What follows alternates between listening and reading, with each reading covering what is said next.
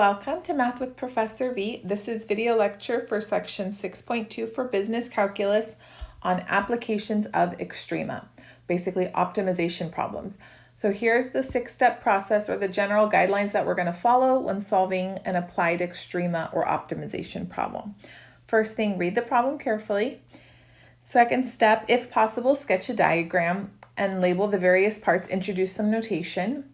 Third step, very important, decide which variable or which quantity is going to be maximized or minimized. So that's going to be given in the directions. You just have to pay attention. And then once you're figuring out the quantity that you're trying to maximize or minimize, your goal is to find an equation or to express that variable as a function of only one other variable. That's a key step. I'll emphasize it as we work through some examples in just a hot second. Then step 4, you want to find the domain of the function. And you're finding the domain in the context of the optimization problem. So what makes sense in this, hypothetical real world scenario. And then in step 5, you're going to find the critical numbers for the function. So we'll take the derivative, find the critical numbers. And then in step 6, depending on whether or not the domain is closed or open, we're going to determine where the function has relative mins or maxes or absolute mins or maxes. And we'll just follow the process that we learned earlier in the units, okay? So first example, not too wild because we don't have to draw anything and most of the equations are already given to us. So this is a nice little warm up. So the sale of compact discs of lesser performers is very sensitive to price. If a CD manufacturer charges P of X dollars per CD, where P of X equals 12 minus X over 8, then X thousand CDs will be sold. So this is our demand function. P of X is being measured in dollars, and then X is in thousands of CDs. Okay, so the first part asks us in part A, find an expression for the total revenue from the sale of X thousand CDs. So remember, revenue, which we represent with capital R, is equal to quantity times price. So quantity is X, price is P. So in this particular case, they've given me that P is 12 minus X over 8. And then we can just distribute and simplify. And since now R is a function of X alone, I'm going to indicate that by writing R of X. So R of X equals 12X minus, you can write X squared over 8. I'm going to write 1/8 X squared. So there's my revenue function. And then let's list the domain now while we're at it.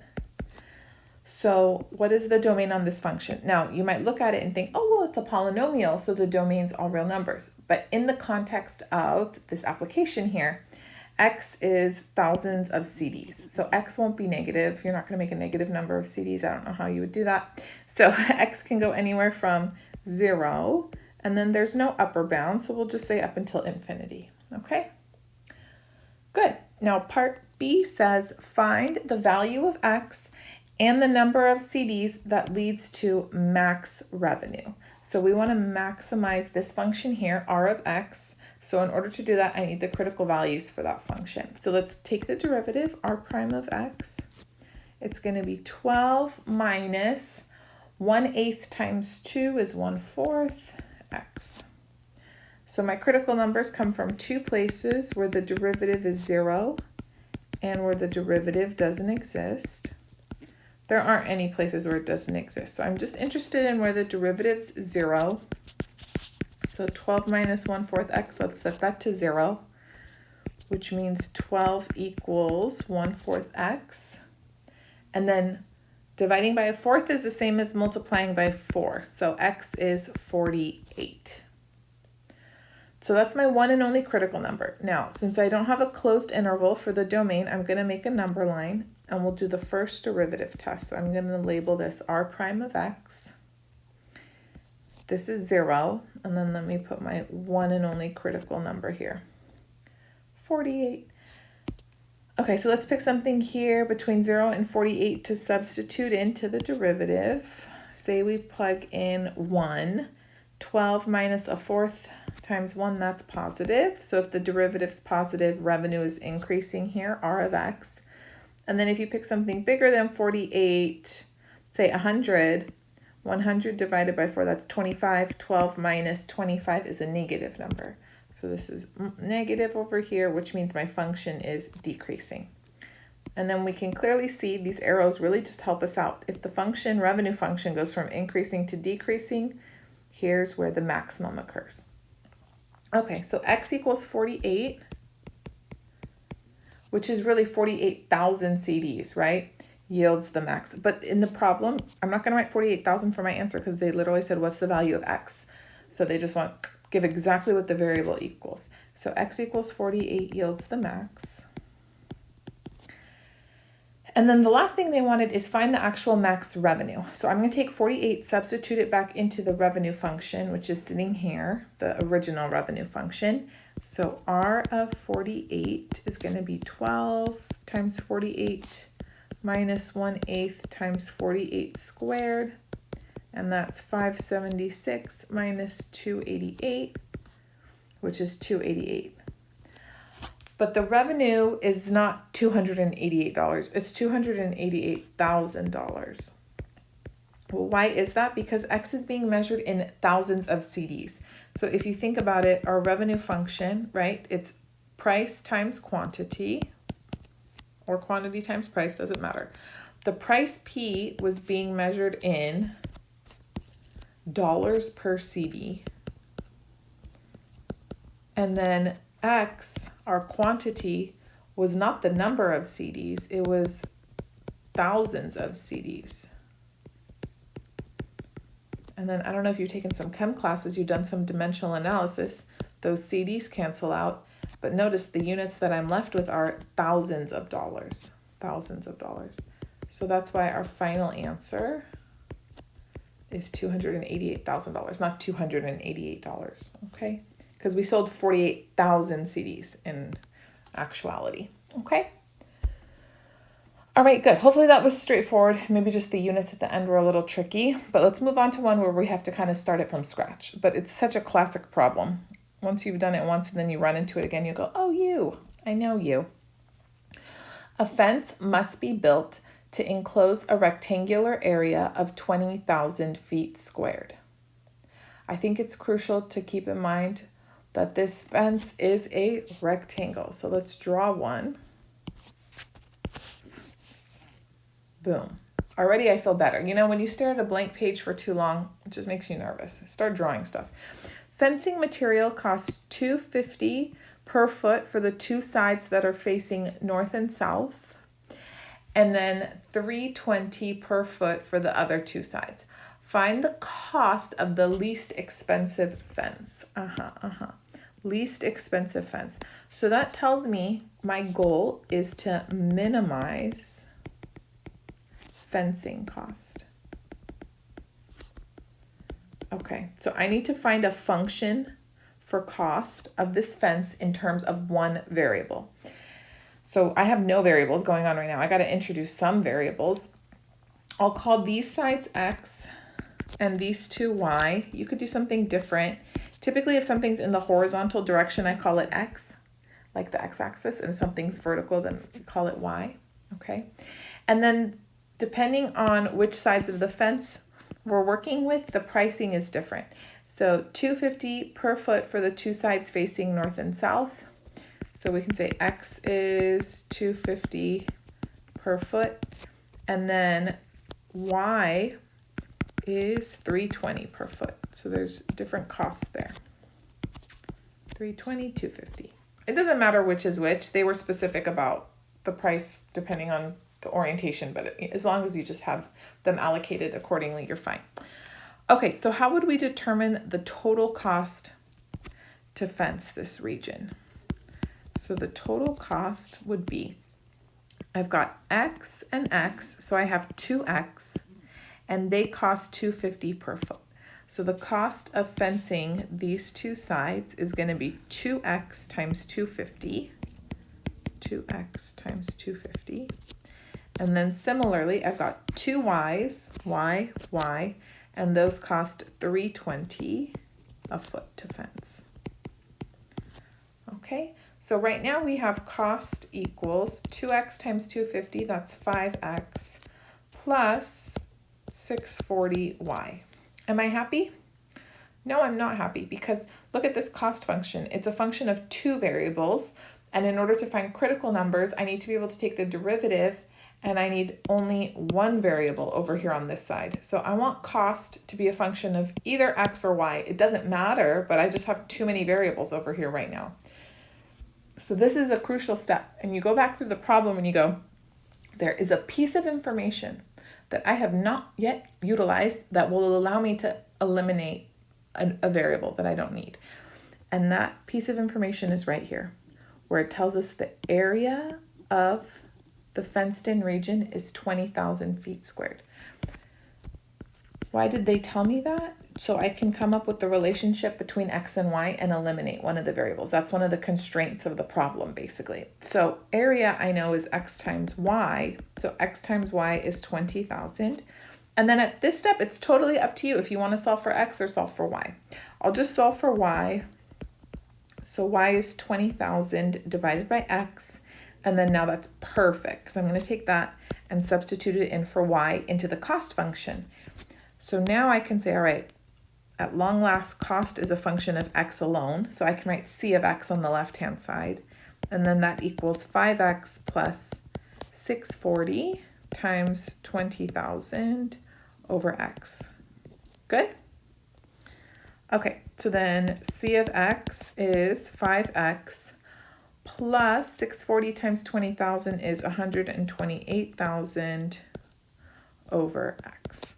Now let's figure out what the domain is for this function. Okay, so remember, x represents the length of two of the sides of this rectangular fence, and it wouldn't make sense for x to be negative. So x definitely has to be greater than 0, not even 0, because you wouldn't have a rectangle. But there is no upper bound on x. I mean, it's going to get weird if x is really, really big and the area is supposed to be 20,000, y would have to be very small. But technically there is no max or upper bound on x.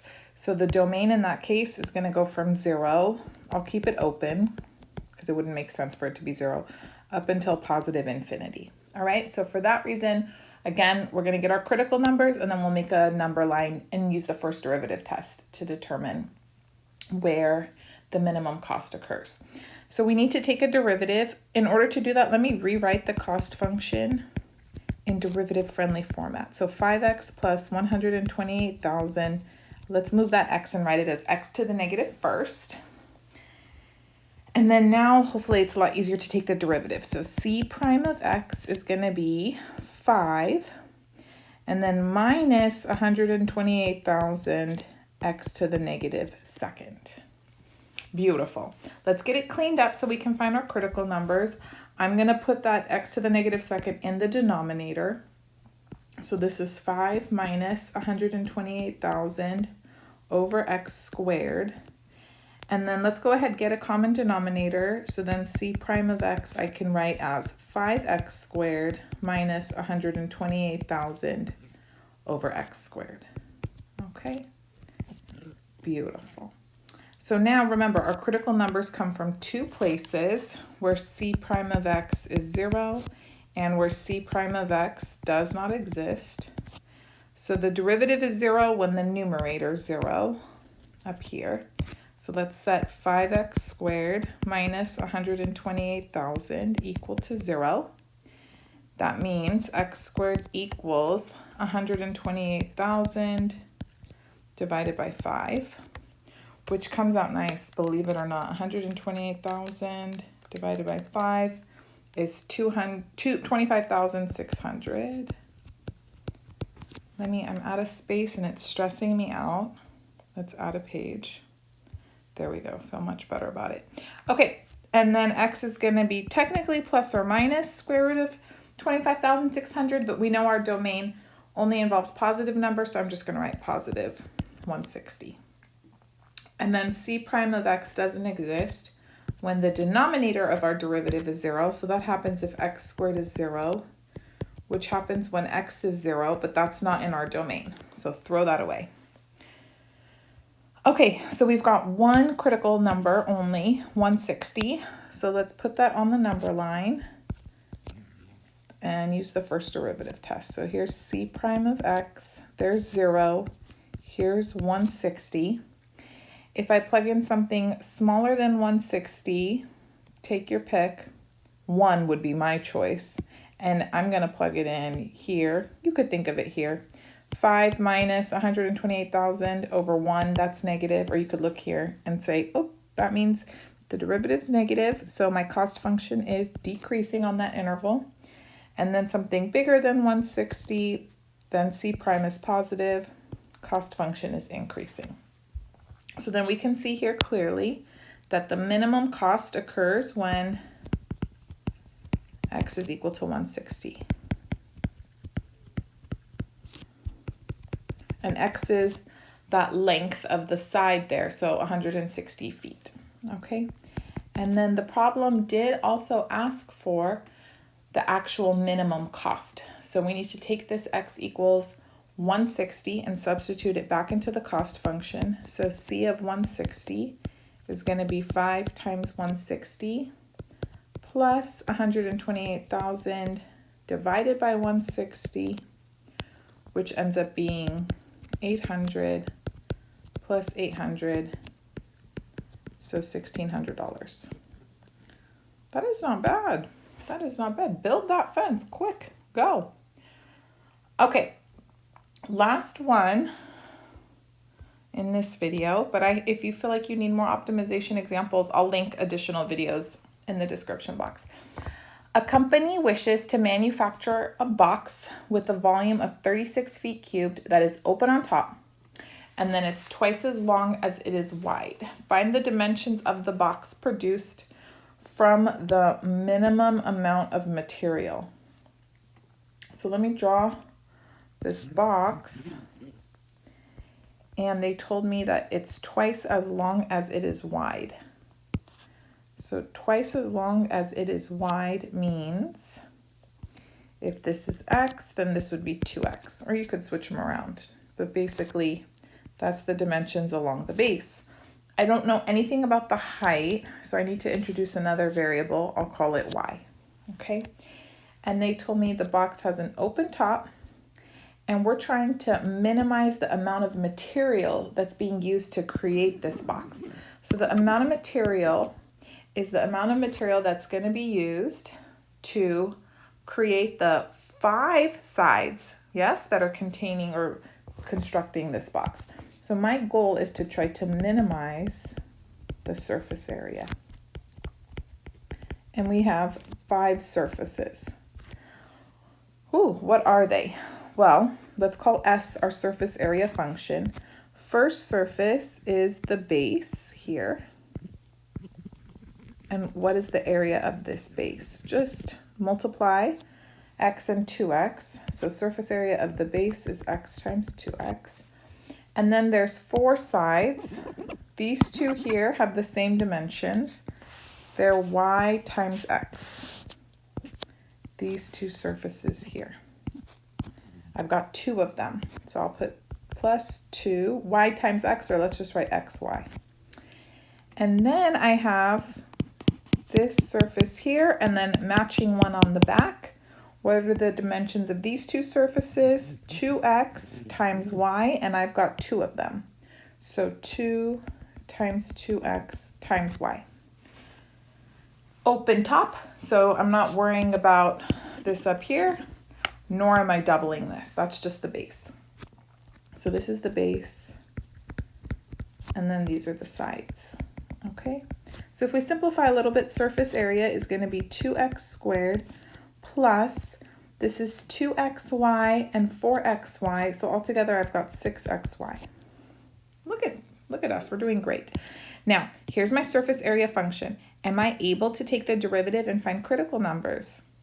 Not just yet. You see how it's a function of 2 variables, x and y, and I want to reduce that to only being 1 variable over here on the right hand side. So what information have I not yet utilized that's going to allow me to do that? Exactly, the fact that the volume is 36 feet cubed.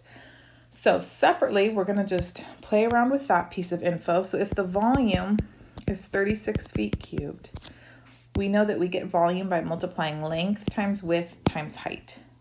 So 36 is going to equal x times 2x times y. or basically 36 equals 2x squared y, or 18 is x squared y.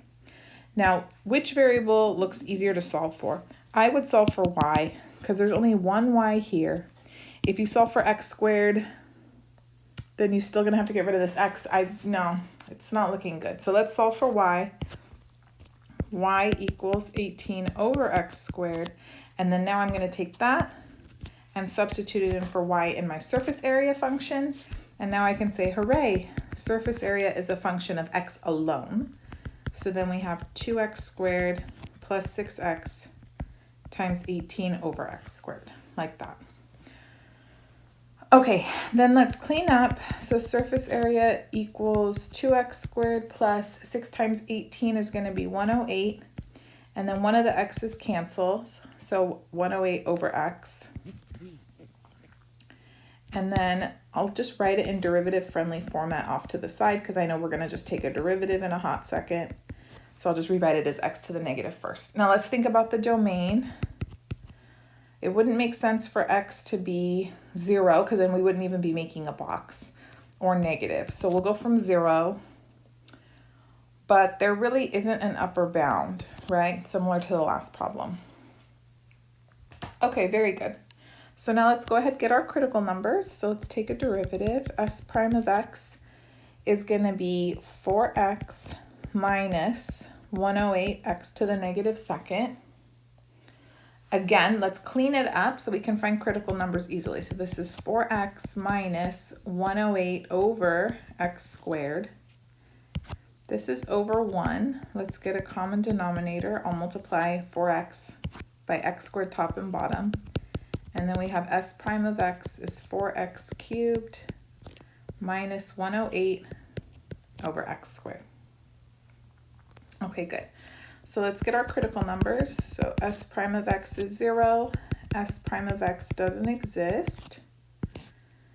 So the derivative is 0 if the numerator is 0, which would mean 4x cubed minus 108 is 0, which happens if x cubed is 108 divided by 4, which is 27. How fabulous. So x is 3. There's a critical number. And then s prime of x doesn't exist when the denominator is 0. So that would be if x is 0, but that's not in our domain. So that's not going to be a critical number. Okay, so we could make the number line to determine whether or not this yields the minimum surface area, x equals 3. But instead of doing the number line, let's switch it up. Do you remember learning the second derivative test? Maybe, maybe not. We went over it a few lessons ago. So the second derivative test allows you to determine whether or not a critical number yields a relative min or max. Remember, what you do is you find s double prime, the second derivative of your function. So let's go ahead and do that really quickly. So if s prime is 4x minus 108x to the negative second, s double prime of x would be 4 plus 216x to the negative third, or basically 4 plus 216 over x cubed. And then what you do is you take that critical number and you substitute it into the second derivative. So s double prime of 3 is going to be 4 plus 216 over 27. And we're not in the least bit interested as to what number that exactly is. I just care whether or not this is positive or negative. And right now I can totally tell it's going to be positive. Why does that help me out? Well, remember, when the second derivative is positive, that tells you that your function is concave up at that point. So that means at x equals 3, surface area, s of x, is concave up. And I know that at x equals 3, the derivative is 0, so we've got a horizontal tangent. So clearly I can see that x equals 3 yields the minimum surface area.